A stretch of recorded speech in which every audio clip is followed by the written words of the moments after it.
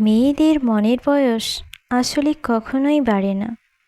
আমরাই একটা মেয়েকে জোর করে বাধ্য করি যে তোমার বয়স হয়েছে, এই বয়সে এই রং পরতে নাই, এই বয়সে এমন বাচ্চাদের মতো ব্যবহার করতে নাই, এই বয়সে এত অবুঝ হলে চলে না, এই বয়সে এটা না, এই বয়সে ওটা না।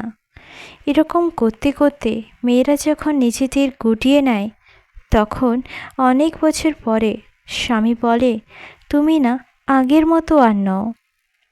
যে হাসি দেখে প্রেমে পড়েছিলাম সেভাবে আর হাসো না। অথচ এই হাসিটা যে বন্ধ হওয়ার কারণ হয় একজন স্বামী। একটু যদি এই হাসিটার যত্ন নিতেন, একটু যদি দিন শেষে মাথায় হাত দিয়ে বলতেন, অনেক কষ্ট হয় তাই না? একটু যদি হঠাৎ অফিস থেকে এসে বলতেন, চলো তোমাকে আজকে ফুচকা খাওয়াবো। হঠাৎ যদি একটা খোপার কাঁটা কিনে আনতেন, ব্যাস, মেয়েরা আটকায় মায়ার যত্নে, পুরুষের যত্নে।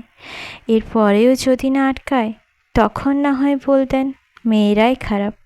কিন্তু আপনারা তো বলতেই চান না, সমাজকে ভয় পান। সমাজ বলবে, ওই দেখ, বউ ফোন করেছে আর এক্ষুনি ঘরে ছুটে চলে যাবে।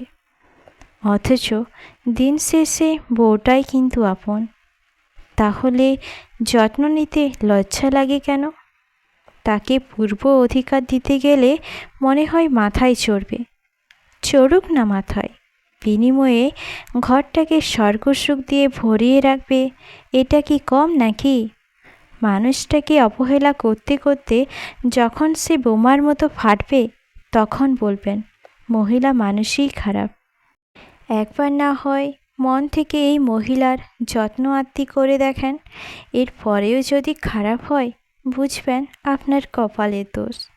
তখন না হয় আর পাত্তা দেবেন না।